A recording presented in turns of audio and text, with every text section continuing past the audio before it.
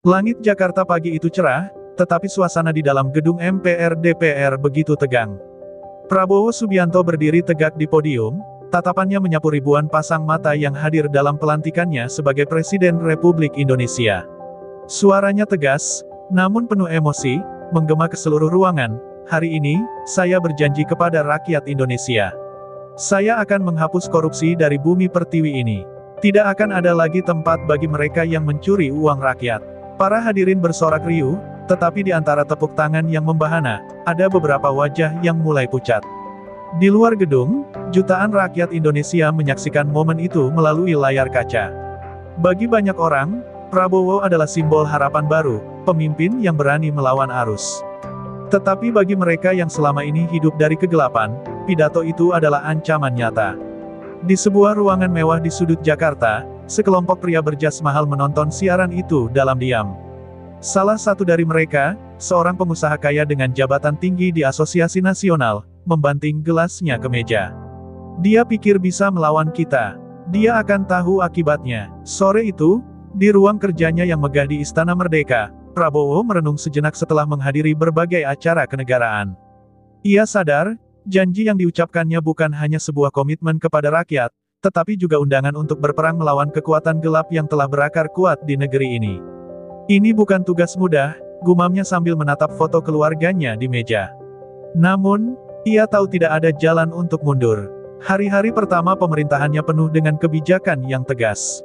Ia memanggil pimpinan KPK, Kejaksaan Agung, dan Polri ke istana. Tidak ada lagi negosiasi. Kita mulai bersih-bersih sekarang, katanya dengan nada tak terbantahkan. Operasi pertama dimulai dari penelusuran proyek infrastruktur mangkrak yang diduga melibatkan dana korupsi triliunan rupiah. Berita tentang penyelidikan ini segera menyebar luas, memicu kepanikan di kalangan elit tertentu. Namun, ancaman pertama datang lebih cepat dari yang diduga. Malam itu, ketika Prabowo sedang menikmati makan malam bersama keluarga, ajudannya datang tergesa-gesa membawa amplop tanpa nama. Surat itu hanya berisi satu kalimat yang membuat darahnya mendidih, "Hentikan, atau keluargamu akan menjadi korban." Prabowo membaca surat itu berulang kali, ekspresinya tetap dingin. Ia menoleh ke ajudannya, "Tingkatkan keamanan. Tapi ingat, ancaman seperti ini tidak akan mengubah keputusan saya." Di balik keputusannya yang tampak kokoh, Prabowo tidak bisa mengabaikan perasaan cemas. Sebagai seorang ayah dan suami, ia tahu bahwa ancaman itu bukanlah gertakan kosong.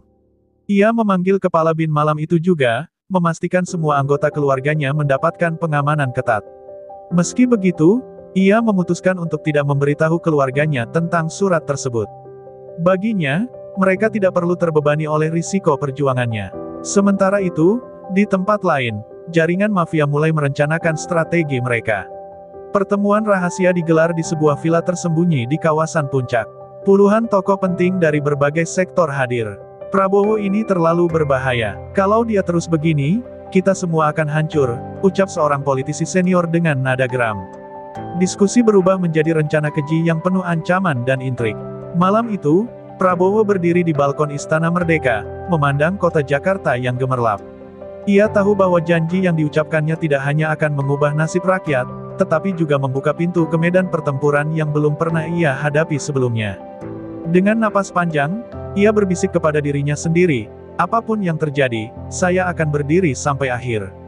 Rakyat Indonesia pantas mendapatkan pemimpin yang berani melawan kejahatan. Langit yang cerah berubah mendung, seolah memberi tanda bahwa badai besar akan segera datang. Matahari baru saja terbit ketika Prabowo memulai harinya dengan rapat kabinet terbatas. Di hadapan para menteri, ia menyampaikan instruksinya dengan nada tegas. Tidak ada lagi permainan. Semua proyek yang terindikasi korupsi harus diaudit ulang. Kita akan mulai dari yang terbesar. Jangan beri celah sedikit pun. Ruangan itu hening, hanya terdengar suara pensil yang mencatat dan kertas yang berdesir. Di wajah beberapa menteri, tergambar kekhawatiran yang tak bisa disembunyikan. Prabowo tahu, di antara mereka mungkin ada yang terlibat atau memiliki kedekatan dengan jaringan koruptor. Beberapa hari setelah perintah itu, sebuah operasi besar-besaran digelar. Tim gabungan dari KPK, Polri, dan Kejaksaan Agung mendatangi kantor salah satu perusahaan BUMN yang sedang diselidiki. Berita itu menjadi viral di media sosial dan menjadi headline di mana-mana. Rakyat bersorak, melihat ada harapan baru untuk keadilan. Namun, di sisi lain, ada pihak-pihak yang mulai merasa terancam. Di sebuah ruang pertemuan eksklusif di Jakarta Selatan, para pengusaha dan politisi yang berada di lingkaran mafia berkumpul dalam suasana tegang. "Kita tidak bisa diam saja," ucap seorang pengusaha dengan suara bergetar. "Prabowo ini benar-benar gila. Dia menghancurkan semua yang telah kita bangun bertahun-tahun." Seorang politisi senior menimpali, "Dia memang keras kepala, tapi dia juga punya kelemahan, keluarga. Kita buat dia berpikir dua kali." Diskusi itu berakhir dengan keputusan untuk mulai menebar ancaman, tidak hanya kepada Prabowo, tetapi juga kepada orang-orang di lingkaran terdekatnya. Ancaman itu datang lebih cepat dari yang diperkirakan.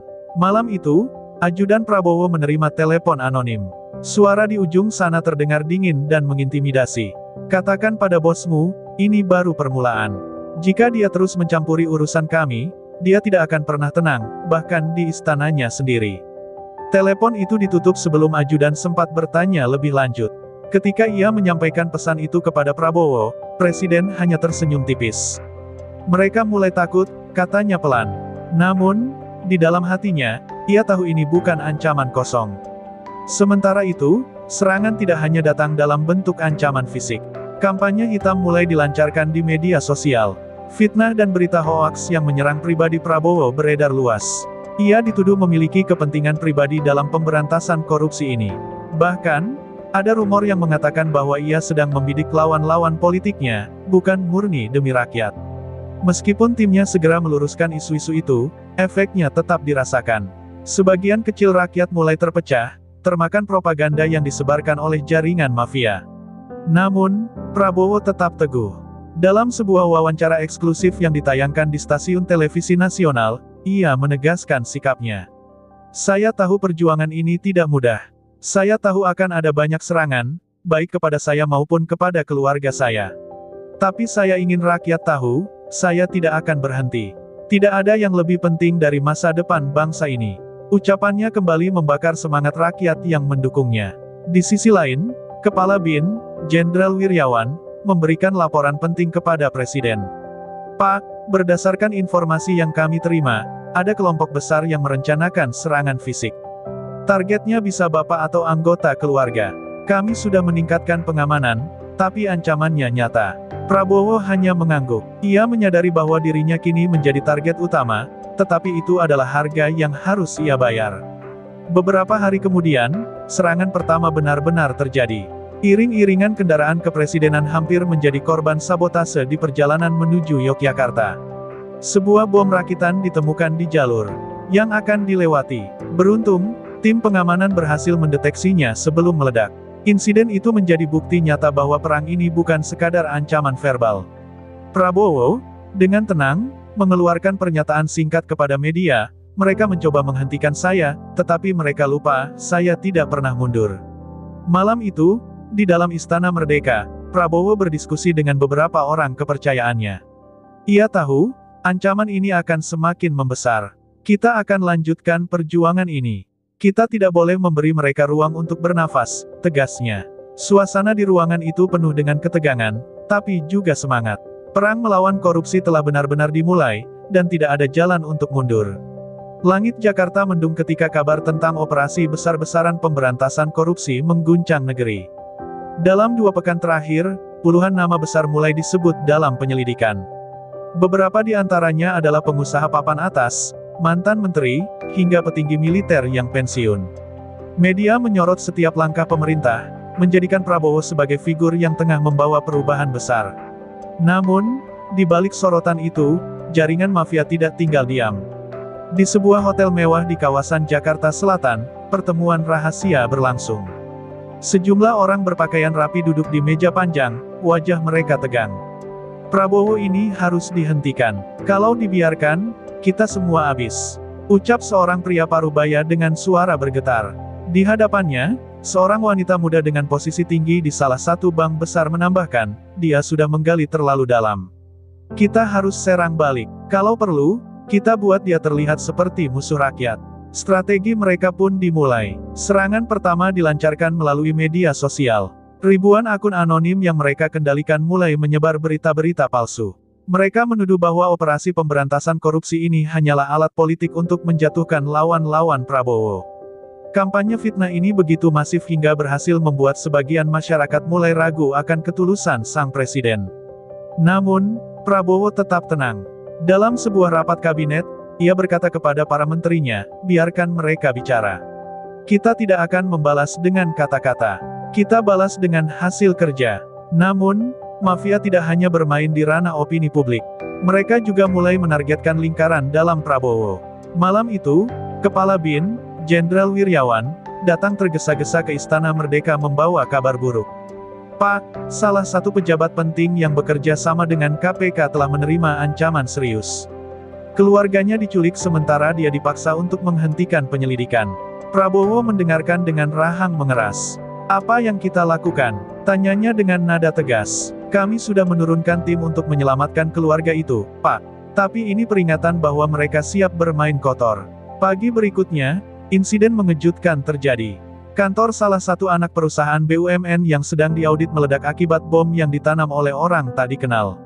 Untungnya, tidak ada korban jiwa, tetapi pesan yang disampaikan sangat jelas, mafia ingin menunjukkan bahwa mereka tidak takut. Serangan ini menciptakan gelombang kekhawatiran di kalangan birokrasi. Beberapa pejabat yang sebelumnya mendukung penuh langkah Prabowo mulai menunjukkan sikap ragu-ragu. Mereka takut akan menjadi target berikutnya. Di sisi lain, keluarga Prabowo juga mulai merasakan tekanan. Suatu malam, seorang pria tak dikenal mendekati kediaman salah satu anggota keluarganya di kawasan Bogor. Ia meninggalkan pesan berisi ancaman. Jika Prabowo terus maju, kami akan mengambil sesuatu yang dia sayangi. Ancaman ini membuat pengamanan keluarga presiden diperketat, tetapi Prabowo memilih untuk tidak memberitahu keluarganya secara langsung. Baginya, mereka tidak perlu menanggung beban yang sama seperti dirinya. Meski begitu, ancaman demi ancaman tidak membuat Prabowo mundur. Dalam pidatonya di depan aparat penegak hukum, ia berkata dengan suara yang bergetar penuh emosi, kita sedang melawan kejahatan yang telah mengakar. Mereka akan mencoba menakut-nakuti kita. Tapi ingat, kita bukan pengecut. Kita ada di sini untuk melindungi masa depan anak cucu kita. Ucapannya menggema, membakar semangat para aparat yang mendengarnya. Namun, mafia tak kehilangan akal. Mereka menyusun rencana lebih besar, sebuah upaya pembunuhan terhadap presiden. Rencana itu mulai tercium oleh intelijen, yang segera memperingatkan Prabowo. Pak, mereka sedang merencanakan sesuatu yang besar. Mereka akan mencoba menjadikan Bapak target berikutnya, kata Kepala BIN dalam rapat darurat. Prabowo mendengarkan dengan tenang, lalu berkata, kalau mereka pikir saya akan mundur karena ancaman ini, mereka salah besar. Di tengah ancaman yang semakin nyata, Prabowo tetap melangkah maju. Serangan balik mafia mungkin semakin keras, tetapi tekadnya untuk membersihkan negeri ini jauh lebih kuat. Baginya, tidak ada jalan mundur. Perang ini adalah tentang masa depan Indonesia, dan ia bersumpah akan menghadapi apapun, meskipun itu berarti mempertaruhkan nyawanya sendiri. Malam itu, Istana Merdeka yang biasanya menjadi tempat paling aman di Indonesia berubah menjadi pusat ketegangan. Dalam ruang rapat tertutup, Prabowo duduk di ujung meja panjang, dikelilingi oleh para menteri dan pejabat penting. Wajahnya tampak lebih keras dari biasanya. Kita punya pengkhianat di antara kita, ucapnya tajam, membuat ruangan itu hening seketika. Beberapa hari sebelumnya, tim intelijen berhasil mengungkap bahwa ada kebocoran informasi rahasia terkait operasi besar pemberantasan korupsi. Dokumen-dokumen yang seharusnya hanya diketahui oleh lingkaran dalam telah jatuh ke tangan mafia. Akibatnya, beberapa rencana penggerebekan gagal total karena target berhasil melarikan diri sebelum operasi dimulai. Prabowo tahu, ini bukan sekadar kelalaian, ini adalah sabotase. Penyelidikan segera dimulai, tetapi situasinya semakin rumit. Kepala BIN, Jenderal Wiryawan, memberikan laporan yang mengejutkan, salah satu menteri di kabinet ternyata memiliki hubungan dengan jaringan mafia. Kami menemukan aliran dana mencurigakan ke rekening pribadi beliau, dan ada bukti komunikasi dengan salah satu tokoh mafia yang saat ini sedang kita buru, kata Wiryawan. Prabowo mendengarkan dengan rahang mengeras, tetapi tetap tenang. Siapkan bukti lengkapnya. Kita tidak akan bergerak tanpa dasar yang kuat, perintahnya. Keesokan harinya, rapat kabinet digelar seperti biasa, tetapi suasananya penuh ketegangan. Prabowo memandangi para menterinya satu persatu, seolah mencari tanda-tanda pengkhianatan. Setelah rapat usai, Ia memanggil menteri yang dicurigai ke ruangannya. Dalam pertemuan empat mata itu, Prabowo menunjukkan bukti yang dikumpulkan oleh tim intelijen. Menteri tersebut, yang selama ini dikenal dekat dengan Prabowo, mencoba menyangkal, tetapi fakta-fakta yang ditunjukkan tidak terbantahkan. Saya memberi Anda kesempatan untuk berbicara jujur. Jika tidak, saya akan menyerahkan kasus ini kepada hukum, ucap Prabowo dengan nada dingin. Wajah sang menteri memucat, tetapi ia tetap tidak mengaku. Prabowo akhirnya memutuskan untuk mengambil langkah tegas. Esok harinya, melalui siaran langsung, ia mengumumkan pencopotan menteri tersebut. Tidak ada tempat bagi pengkhianat di pemerintahan ini. Saya tidak peduli siapapun dia, semua yang terlibat dalam korupsi akan diproses sesuai hukum, tegasnya. Pengumuman itu mengejutkan publik, tetapi juga menunjukkan komitmen Prabowo yang tak tergoyahkan. Namun, dampaknya tidak berhenti di situ. Beberapa pejabat lain yang merasa terancam mulai menunjukkan gelagat mencurigakan. Ada yang tiba-tiba mengundurkan diri, ada pula yang mencoba menghilangkan jejak mereka. Dalam waktu singkat, pemerintah kehilangan beberapa orang penting. Meskipun itu melemahkan roda pemerintahan sementara, Prabowo yakin langkah ini adalah bagian dari membersihkan sistem. Di sisi lain, pengkhianatan ini membuat mafia semakin percaya diri. Mereka memanfaatkan situasi untuk menabur keraguan di antara rakyat. Kampanye hitam semakin masif, menyebarkan narasi bahwa Prabowo hanya mencari kambing hitam untuk menyelamatkan dirinya sendiri. Tetapi Prabowo tidak tinggal diam. Dalam sebuah wawancara eksklusif, ia berkata, bersih-bersih ini memang menyakitkan. Tapi lebih baik kita sakit sekarang daripada membiarkan penyakit ini membunuh bangsa kita. Meski menghadapi tekanan dari segala arah, Prabowo tetap melanjutkan perjuangannya. Malam itu, setelah rapat panjang dengan tim penegak hukum, ia duduk sendirian di ruang kerjanya. Pikirannya melayang pada keluarga dan para pendukung setianya. Berapa banyak lagi yang harus dikorbankan? Gumamnya pelan. Tapi ia segera mengingat janji yang ia buat di awal masa jabatannya. Dengan napas panjang, ia kembali bangkit. Saya sudah memilih jalan ini. Tidak ada kata mundur. Di luar, langit Jakarta yang mendung seolah mencerminkan beratnya perjuangan yang sedang ia hadapi. Tetapi di dalam istana, seorang pemimpin tetap berdiri tegak, siap menghadapi setiap pengkhianatan, ancaman, dan serangan yang datang. Karena bagi Prabowo, perang ini adalah tentang menyelamatkan masa depan Indonesia. Malam itu, Jakarta diguyur hujan lebat. Di Istana Merdeka, Prabowo duduk di ruang kerjanya, membaca laporan terbaru dari Kepala BIN. Operasi pemberantasan korupsi telah mencapai tahap kritis. Beberapa tokoh besar yang diduga terlibat sudah mulai dipanggil untuk diperiksa. Namun, nama-nama besar itu bukanlah masalah terbesar. Mafia mulai menunjukkan kemampuan mereka yang sesungguhnya. Kami mendeteksi aktivitas mencurigakan di beberapa titik, Pak, ujar Jenderal Wiryawan. Mereka tidak hanya melawan dengan ancaman, tetapi juga berusaha menggerakkan massa untuk menciptakan kekacauan. Prabowo menatap peta yang terbentang di meja. Beberapa wilayah strategis, termasuk pusat ekonomi dan pelabuhan, mulai dipenuhi kelompok demonstran bayaran. Mereka memprotes kebijakan Prabowo dengan dalih bahwa langkah pemerintah hanya memperburuk keadaan ekonomi. Sementara itu, di luar istana, ribuan orang turun ke jalan. Spanduk-spanduk besar bertuliskan, hentikan operasi politik, dan Prabowo tidak pro rakyat, berkibar di tengah kerumunan. Namun, tim intelijen sudah memastikan bahwa banyak dari demonstran itu hanyalah boneka yang digerakkan oleh mafia. Uang yang mengalir ke balik protes ini datang dari rekening-rekening rahasia di luar negeri. Di tengah situasi itu, ancaman terbesar justru datang dari tempat yang tak terduga. Malam berikutnya, sebuah ledakan mengguncang markas KPK di Jakarta. Bom rakitan meledak di parkiran gedung, merusak beberapa kendaraan dan menimbulkan kepanikan besar. Untungnya, tidak ada korban jiwa, tetapi pesan yang disampaikan sangat jelas, mafia tidak akan segan-segan menggunakan kekerasan untuk melindungi kepentingan mereka. Prabowo segera memanggil rapat darurat di Istana Merdeka.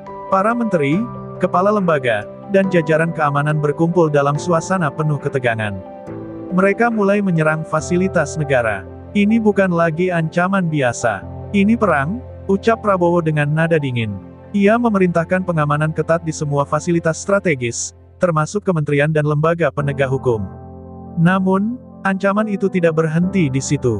Malam berikutnya, saat Prabowo sedang berbicara di sebuah acara resmi di Yogyakarta, terjadi upaya pembunuhan. Seorang pria yang Menyamar sebagai petugas keamanan mencoba mendekati panggung dengan membawa senjata api tersembunyi.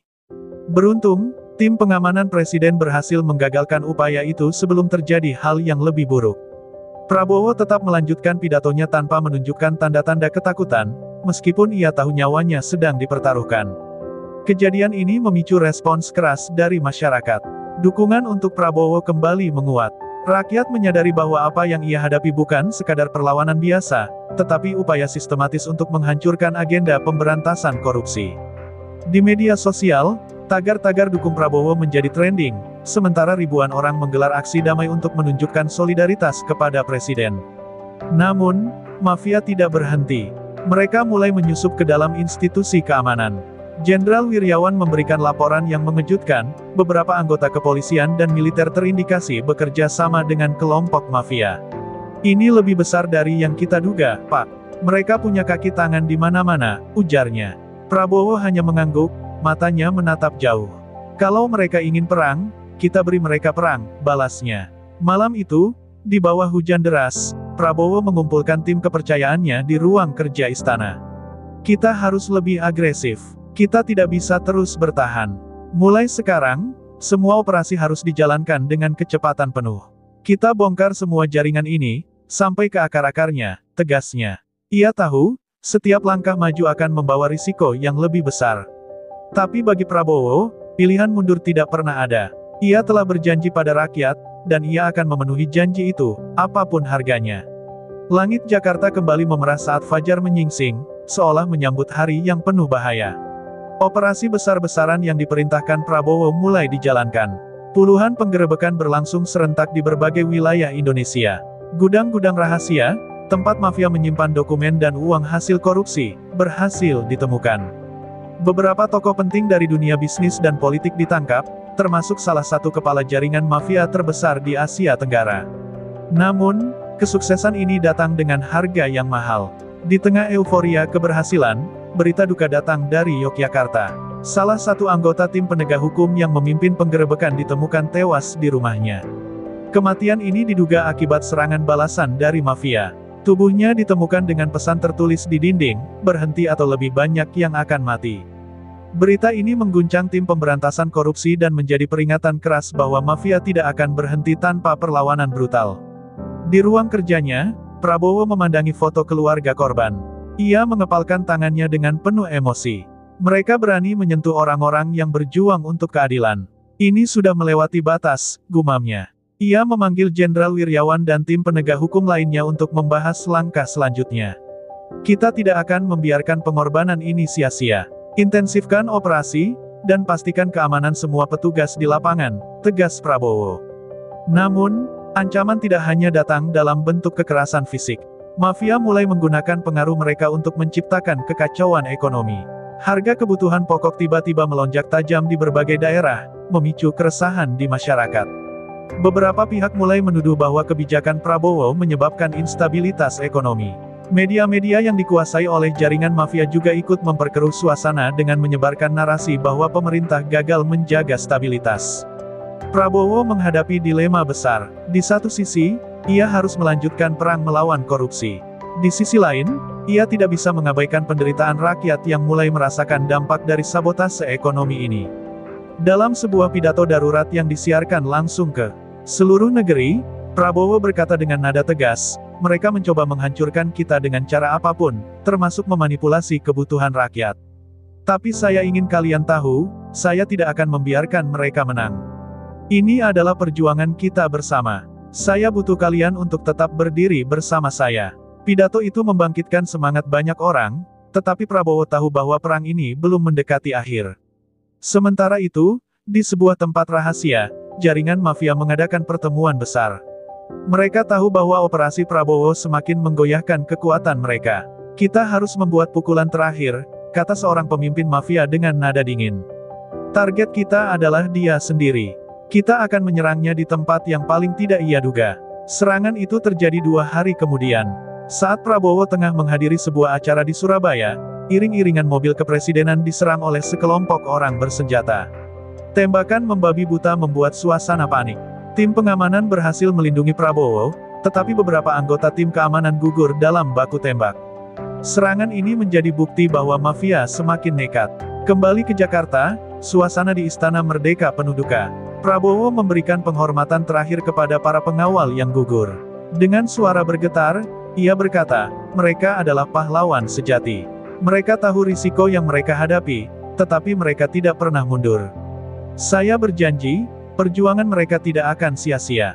Namun, serangan ini juga menjadi titik balik bagi Prabowo. Ia memutuskan untuk melibatkan rakyat secara lebih langsung. Mereka tidak hanya melawan saya, mereka melawan kita semua, ujarnya dalam sebuah pertemuan dengan para pemimpin daerah. Saya butuh dukungan penuh dari rakyat. Kita harus menunjukkan bahwa kebenaran tidak bisa dikalahkan. Hari itu, Prabowo menyadari bahwa perang ini bukan lagi sekadar perang melawan korupsi. Ini adalah perang untuk mempertahankan kehormatan bangsa. Dan meskipun darah telah tumpah dan pengorbanan begitu besar, ia yakin bahwa kemenangan ada di depan mata, asalkan rakyat tetap bersatu melawan kejahatan yang telah mengakar. Malam itu, Jakarta terasa lebih sunyi dari biasanya. Hujan lebat yang mengguyur kota hanya memperburuk ketegangan yang merasuki udara. Prabowo duduk di ruang kerjanya, menatap peta besar yang terhampar di meja. Di sekelilingnya, tim intelijen dan para penasihat bekerja tanpa henti, mempersiapkan serangan terakhir terhadap jaringan mafia yang telah menguasai sebagian besar ekonomi dan politik Indonesia. Prabowo tahu, langkah ini adalah yang paling berisiko, tetapi ia tidak bisa mundur. Ia harus mengakhiri perang ini, dengan segala konsekuensinya. Apa langkah kita selanjutnya? Tanya Jenderal Wiryawan, yang tampak lebih lelah dari sebelumnya, namun masih menunjukkan semangat juang yang tak luntur. Kita sudah menyerang mereka di banyak front, tapi mereka masih bersembunyi di bawah tanah. Mereka beroperasi di luar negeri, bahkan memiliki tempat perlindungan di luar jangkauan kita. Prabowo menatap Jenderal Wiryawan dengan mata penuh tekad. Kita harus membuat mereka keluar dari persembunyian mereka. Semua ini sudah mencapai titik di mana tidak ada lagi jalan mundur. Saya sudah siap dengan apapun yang datang, bahkan jika itu berarti nyawa saya menjadi taruhannya. Keputusan Prabowo untuk meluncurkan operasi terakhir itu membawa seluruh aparat negara bekerja lebih keras dari sebelumnya. Intelijen menyusup ke dalam jaringan mafia, menelusuri aliran dana ilegal dan mencari titik lemah mereka. Para agen juga berusaha mendapatkan informasi tentang tempat perlindungan para pemimpin mafia yang tersembunyi. Mereka tahu, hanya dengan menghancurkan pusat komando mereka, operasi ini dapat berakhir.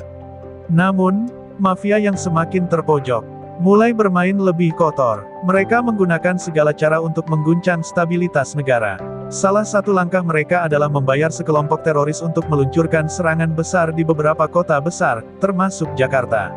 Ledakan terjadi di pasar-pasar utama dan pusat perbelanjaan, menyebabkan banyak korban jiwa dan memicu kepanikan di seluruh negeri. Sebuah pesan jelas disampaikan, jika Prabowo terus melawan mereka, rakyat Indonesia akan merasakan akibatnya. Prabowo menerima laporan serangan itu dengan wajah dingin. Mereka ingin menakut-nakuti kita, ujarnya dengan tenang, meski hatinya penuh amarah. Tapi mereka salah jika mengira kita akan mundur hanya karena ancaman. Kini saatnya kita menyerang mereka tanpa ampun. Dalam waktu singkat, pemerintah memobilisasi pasukan elit ke seluruh wilayah yang rawan. Operasi besar yang telah dipersiapkan matang-matang diluncurkan dengan kecepatan yang luar biasa. Puluhan petinggi mafia yang tersembunyi di luar negeri akhirnya berhasil dilacak dan dijebak. Mereka dibawa kembali ke Indonesia dalam keadaan tak berdaya, siap untuk diadili. Namun, sebelum keadilan dapat ditegakkan, mafia mencoba memberikan perlawanan terakhir mereka. Mereka mengerahkan sekelompok pasukan bayaran untuk melakukan serangan ke pusat komando militer yang mengawasi operasi tersebut. Salah satu tempat yang menjadi target adalah markas besar militer, tempat Prabowo sedang memimpin rapat dengan para pejabat tinggi. Ketika serangan dimulai, situasi menjadi sangat kacau. Letusan senjata terdengar keras, dan pasukan elit harus bertempur mati-matian untuk melindungi lokasi. Prabowo, yang berada di tengah pertempuran, segera mengambil keputusan untuk turun ke lapangan dan memimpin pasukannya. Dengan komando yang jelas dan penuh ketegasan, ia mengarahkan pasukan untuk melawan balik. Namun, ketika pertempuran mencapai titik klimaks, Prabowo terjatuh. Sebuah peluru menembus bahunya, menyebabkan darah mengalir deras. Wajahnya tampak tegang, tetapi ia masih berusaha untuk berdiri. Tidak ada yang mundur, ucapnya dengan suara parau, meskipun rasa sakit begitu besar. Terus maju. Kita tidak boleh berhenti. Rakyat Indonesia yang mendengar berita ini pun terkejut. Prabowo, sang pemimpin yang tak gentar, terluka dalam pertempuran ini. Namun, di balik rasa sakit dan pengorbanan, semangat juang yang ditunjukkannya menggerakkan ribuan orang di seluruh penjuru negeri. Mereka turun ke jalan, menggelar aksi damai untuk menunjukkan bahwa mereka berdiri di belakang presiden mereka, siap menghadapi semua ancaman bersama-sama. Prabowo akhirnya dibawa ke rumah sakit untuk mendapatkan perawatan intensif. Namun, meskipun fisiknya terluka, tekadnya tak pernah goyah. Dalam perjalanan menuju rumah sakit, ia mengirimkan pesan kepada timnya, perang ini belum selesai. Kita tidak akan menyerah, apapun yang terjadi. Meskipun dia terluka parah, Prabowo tahu bahwa kemenangan ada di ujung sana, dan ia akan berjuang sampai titik darah penghabisan untuk mencapainya. Saat matahari terbenam di Jakarta, meskipun kota itu masih dibalut rasa cemas, ada secercah harapan yang mulai bersinar. Rakyat Indonesia tidak akan membiarkan negaranya jatuh ke tangan para mafia. Mereka bersatu, siap untuk menghadapi pertempuran terakhir demi masa depan yang lebih baik. Hari-hari berlalu dalam ketegangan yang semakin memuncak. Prabowo yang terluka di rumah sakit mulai pulih, meskipun rasa sakit masih menyergap tubuhnya setiap kali ia berusaha bangkit. Namun, semangatnya tidak pernah pudar. Seluruh negeri merasakan kegelisahan yang sama. Mereka tahu bahwa pertempuran ini akan menentukan masa depan bangsa. Pemberantasan mafia dan korupsi yang begitu kuat menjadi ujian terakhir bagi pemerintahan Prabowo. Sementara itu, para mafia yang tersisa semakin terdesak. Setelah serangkaian operasi militer dan penangkapan besar-besaran, hampir seluruh jaringan mereka mulai runtuh. Para pemimpin mereka yang tersembunyi di luar negeri berhasil ditangkap, dan sebagian besar dari mereka dipulangkan untuk menghadapi pengadilan. Meskipun begitu, mereka masih berusaha mengatur permainan dari balik jeruji besi. Mereka mengirimkan ancaman terakhir, berusaha membalikkan keadaan dengan cara-cara kotor dan manipulatif. Namun, tidak ada yang bisa menghentikan laju Prabowo. Dalam konferensi pers yang disiarkan langsung ke seluruh penjuru negeri, ia berbicara dengan penuh keyakinan. Perang ini telah menyatukan kita semua. Meskipun mereka mencoba menghancurkan kita dengan darah dan kekerasan, kita tidak akan menyerah. Ini adalah Indonesia kita, dan kita akan terus berjuang hingga keadilan tercapai, ujar Prabowo dengan suara lantang. Tindakannya yang tegas dan keberaniannya dalam menghadapi ancaman membuatnya semakin dihormati di mata rakyat.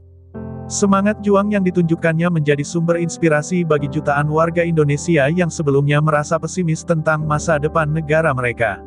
Banyak yang mulai sadar bahwa perubahan besar itu dimulai dari tekad kuat untuk memberantas ketidakadilan, meski harus melawan kekuatan besar yang sudah bertahun-tahun mengakar.